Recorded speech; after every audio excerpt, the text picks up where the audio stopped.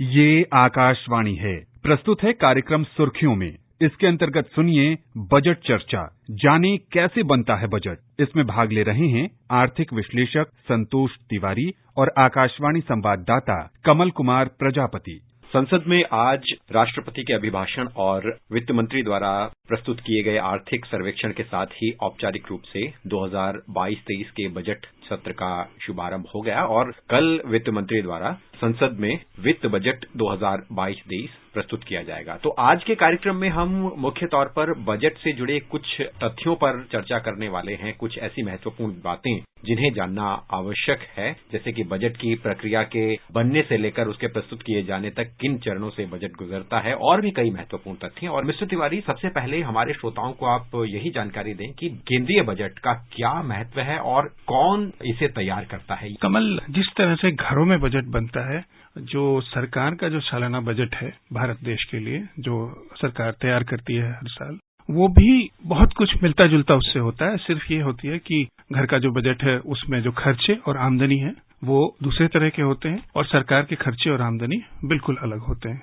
जो सालाना बजट बनता है वो वित्त मंत्रालय की जिम्मेदारी होती है। तो ये जो सालाना बजट तैयार होता है सरकार का, जो कि पूरे देश के लिए होता है, जिसमें राज्यों के खर्चे देश के आधार पर अलग अलग मदों पर कैसे खर्चे किए जाएंगे, इसकी जिम्मेदारी जो है बनाने की वो वित्त मंत्रालय की होती है, बजट डिवीजन की होती है। लेकिन इसमें सहयोग हर मंत्रालय, हर विभाग, राज्य हो, नीति आयोग हो या कोई भी गवर्नमेंट से जुड़ा हो, वो प्रधानमंत्री कार्यालय के नेतृत्व में ये सारा बजट जो है वो तैयार करता है। जो अगला वित्त वर्ष है उसके लिए बजट बनाने की प्रक्रिया कब शुरू होती है और ये प्रक्रिया अंतिम चरण तक कैसे पहुंचती है? अगर आप अगले वित्त वर्ष का बजट बना रहे हैं और देश का बजट बना रहे हैं, इतना बड़ा काम है, तो आपको पहले शुरू करना होता है। तो वित्त मंत्रालय में जो बजट विभाग है वो अगस्त या सितंबर के महीने में एक सर्कुलर निकालता है, जिसमें वो जितने भी मंत्रालय हैं, जैसे अलग अलग मंत्रालय हैं, जैसे कपड़ा मंत्रालय है या उद्योग मंत्रालय है, उसी तरह से महिलाओं का मंत्रालय है, और जितने भी मंत्रालय हैं वो अपने अपने इस साल में जिस तरह से खर्चे हैं और जितने पैसे उनको दिए गए थे पिछले बजट में, उसका लेखा जोखा वित्त मंत्रालय को पेश करता है, बजट विभाग को पेश करता है। और उसी में ये बातचीत होती है जो फाइनेंशियल एडवाइजर्स होते हैं वो, कि जो विभाग हैं उनको जिस तरह के खर्चे इस साल हो रहे हैं उस लिहाज से उसको देखते हुए और जो नए कार्यक्रम लाने की बात चल रही है उसको देखते हुए किस तरह से अगले वित्त वर्ष के बजट के खर्चे जो हैं वो दिखाए जाएं। ये काम जो है वो अक्टूबर तक जाकर ये चलता रहता है अनवरत। वित्त मंत्रालय में बजट विभाग को ये पता हो जाता है कि किस तरह के खर्चे किस विभाग में या किस मंत्रालय में जाएंगे अगले साल के लिए और वो कैसा करना चाहते हैं। उसके बाद जो जिम्मेदारी आती है वो है, जैसा मैंने पहले कहा, कि हर विभाग से, मंत्रालय से, लोगों से, आम लोगों से, यहाँ तक कि किसानों से, उद्योग जगत से, सबसे चर्चे किए जाते हैं। उसमें जो भी मुद्दे सामने आते हैं उनको किस तरह से बजट में सम्मिलित किया जाए, इन सब बातों पे गहन चर्चा जो है वित्त मंत्रालय के अंदर भी होती है, जिसमें कि जब भी कभी इस तरह की चर्चा होती है जिसमें सम्मिलित करने की बात होती है तो प्रधानमंत्री दफ्तर भी शामिल होता है इसमें। और इन सब चर्चाओं को करके अपने विभाग से भी, जैसे टैक्स विभाग है, सीबीडीटी है, central board of direct taxes है, या इनडायरेक्ट टैक्सेस जहां कहीं भी होता है, वहां से हर जगह से जब सारे ड्राफ्ट प्रपोजल आ जाते हैं उन सबको एक जगह इकट्ठा करने के बाद वित्त मंत्रालय एक सूची तैयार करता है जिसमें कि उन कार्यक्रम, सुझाव, बाकी सब चीजें हैं उनको अगले बजट में कैसे पेश किया जाए, उन सबको फिर बैठकर बातचीत वित्त मंत्रालय में होती है। 1 फरवरी को जब वित्त मंत्री बजट पेश करते हैं उसमें सारा कुछ आपको परिलक्षित होता है, उसी में आपको सारा कुछ दिखता है। हम आपसे ये भी समझना चाहेंगे कि बजट में जो शामिल किए जा सकने वाले जो प्रस्ताव हैं उन पर सुझाव प्राप्त करने के लिए सरकार को निश्चित तौर पर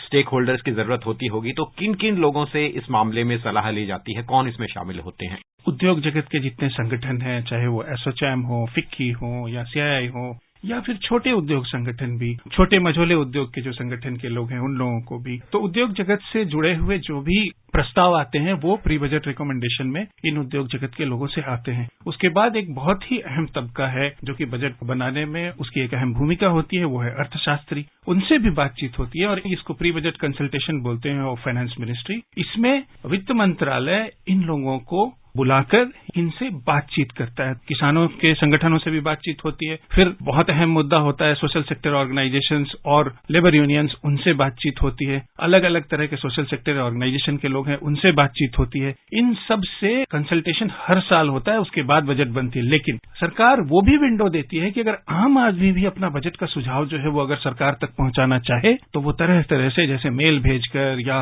वित्त मंत्रालय में जो अधिकारी जो नियुक्त होते हैं उनको अपनी बात बताकर या किसी भी तरह सरकार से अपने सुझाव जो है वो शेयर कर सकता है। एक और छोटा सा एक प्रश्न अक्सर उठता है हमारे मन में कि जो विभिन्न दस्तावेज हैं वो कौन से दस्तावेज होते हैं जो बजट का हिस्सा होते हैं? बजट दस्तावेजों में जो सबसे प्रमुख स्थान रखता है वो है बजट स्पीच, जो वक्तव्य वित्त मंत्री पढ़ते हैं। बजट स्पीच में दो पार्ट होते हैं। पहला पार्ट जो होता है वो अर्थव्यवस्था की स्थिति कैसी है, टैक्स कलेक्शन कैसा है, कौन कौन से प्रमुख जो है वो नीतिगत फैसले हैं जो कि सरकार ले रही है उसकी तरफ इंडिकेट करता है। वो सारा कुछ पार्ट ए में वित्त मंत्री जो है वो बताते हैं। पार्ट बी जो है वो अपने लिहाज से जो टैक्स पेयर्स हैं उनके लिए बहुत इंपॉर्टेंट होता है, क्योंकि उसमें सरकार जो है वो बताती है कि कौन कौन से नए कर के प्रावधान आए हैं, कहां कहां छूट मिल रही है, या फिर कौन से ऐसे नए इलाके हैं जिन पर की टैक्स लगाया जा रहा है, या किस तरह से सरकार की आमदनी जो है उसको बढ़ाने की कोशिश की जा रही है टैक्स के द्वारा। ये पहला दस्तावेज है जिसको कि वित्त मंत्री पढ़ते हैं और वो बहुत ही अहम होता है, उसी को लोग सुनते भी हैं। लेकिन इसके साथ साथ जो बजट के पेपर्स होते हैं उनमें शामिल होता है खर्चों का पूरा विवरण, कौन सा मंत्रालय कितना खर्च पिछले साल में करती है या फिर कौन सा मंत्रालय कितना खर्च होगा अगले साल में। उन सारे विवरणों को एक जगह पे एक्सपेंडिचर बजट में दिया जाता है। पूरे सरकार का जो खर्चे और आमदनी का लेखा जोखा होता है उसका एक डॉक्यूमेंट होता है।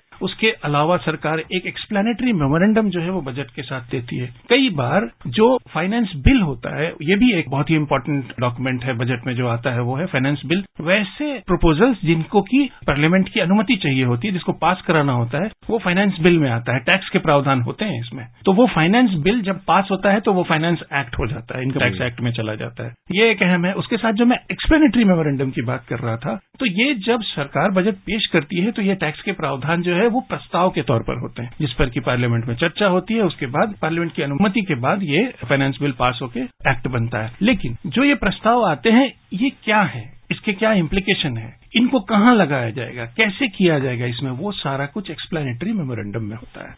इन कागजातों के साथ 2 या 3 ऐसे भी पेपर्स होते हैं जो कि सरकार किस तरह से अर्थव्यवस्था को हैंडल कर रही है, आगे आने वाले दिनों में कितना वो खर्चे और आमदनी के बीच का गैप जो है उसको कैसे भर रही है, उसमें सरकार की क्या सोच है। जो एफआरबीएम फिस्कल रिस्पांसिबिलिटी और बजट मैनेजमेंट जो एक्ट है, जिसके तहत की सरकार एक मद से ज्यादा जो है वो खर्चे और आमदनी के बीच का गैप नहीं रख सकती, उन सारी चीजों में सरकार कैसा सोचती है, वो सारा कुछ लोगों के लिए उन पेपर्स में होता है जो एफआरबीएम या फिर फिस्कल रिस्पांसिबिलिटी या किस तरह से अर्थव्यवस्था चल रही है उन सबको दिखाता है। तो ये सारे पेपर्स मिला जुला के आपको बिल्कुल हर तरह से ये बताने में कामयाब होते हैं आखिरकार भारत में जो वित्त व्यवस्था है उसको किस तरह से सरकार चला रही है और आने वाले साल में उसको कैसे चलाना चाहती है। मिस्टर तिवारी, इस बार कोविड प्रोटोकॉल्स को ध्यान में रखते हुए सरकार ने कुछ बदलाव किए हैं, चाहे वो जैसे कि एक हलवा सेरेमनी की एक परंपरा है, उसमें भी हमने देखा इस बार कुछ बदलाव हुए। तो एक तो प्रश्न यही कि हलवा सेरेमनी का क्या महत्व है और इस साल जो बदलाव हुए वो कितने अहम हैं। दूसरा ये हम आपसे जानना चाहेंगे कि जो बजट दस्तावेज हैं उसकी प्रस्तुति और वितरण में भी कुछ सरकार ने बदलाव किए हैं। डिजिटल और ऑनलाइन मीडिया के माध्यम से बजट पत्रों के वितरण के लिए सरकार ने कुछ विशेष व्यवस्थाएं की हैं, तो वो क्या है इस बार? कुछ आप जो तब्दीलियां हुई हैं उस पर थोड़ी दृष्टि डालना चाहेंगे। पिछले साल से बजट जो है वो पेपरलेस हो। पेपरलेस होने का मतलब ये है कि आपको सारे के सारे जो है वो डिजिटल फॉर्म में जो बजट के पेपर्स हैं वो मिल जाएंगे। आपने हलवा सेरेमनी की बात की, ये जुड़ा हुआ है बजट के पेपर्स की प्रिंटिंग से। कुछ दिनों पहले बजट के होती है, ये श्रोताओं ने भी तस्वीरें देखी होगी, उसमें वो हलवा बनाया जाता है और वित्त मंत्रालय के जितने भी ऑफिशियल से लेकर हर व्यक्ति जो शामिल है बजट पेपर्स को बनाने में, बजट पेपर की प्रिंटिंग में, वो आते हैं वहां और हलवा वितरण होता है। और जिस तरह से तीसरी लहर आई है कोविड की, ये देखते हुए सरकार ने इस बार हलवा सेरेमनी करने के बजाय जो भी मिठाई बांटना था या जो करना था वो लोगों तक किया, लेकिन वो हलवा सेरेमनी नहीं हुई और ये सरकार ने इसलिए किया क्योंकि जो सेफ्टी प्रोटोकॉल्स हैं उनको लागू किया जाए या उनका पालन किया जाए। जब तक ये पेपर्स प्रिंट नहीं होते तब तक जो भी लोग हैं वो वित्त मंत्रालय में, अगर हम ये कहें उनको बाहर नहीं जाना होता है जब तक कि बजट पेश नहीं हो जाता। प्रिंटिंग जब तक चलती रहती है बजट के पेपर्स की, तब तक लोग वहीं, ऑफिशियल्स जो है वो वहीं रहते हैं, वित्त मंत्रालय में रहते हैं, उनका खाना पीना सब वहीं होता है। तो हलवा सेरेमनी शुरुआत करता है वो प्रिंटिंग की। मिस्टर तिवारी, बजट से जुड़ी हुई बड़ी अहम बातें बताई, हमसे जुड़ने के लिए आपका बहुत बहुत धन्यवाद। धन्यवाद कमल। अभी आप सुन रहे थे बजट चर्चा, जाने कैसे बनता है बजट। इसमें भाग ले रहे थे आर्थिक विश्लेषक संतोष तिवारी और आकाशवाणी संवाददाता कमल कुमार प्रजापति। ये कार्यक्रम आकाशवाणी के समाचार सेवा प्रभाग द्वारा प्रस्तुत किया गया।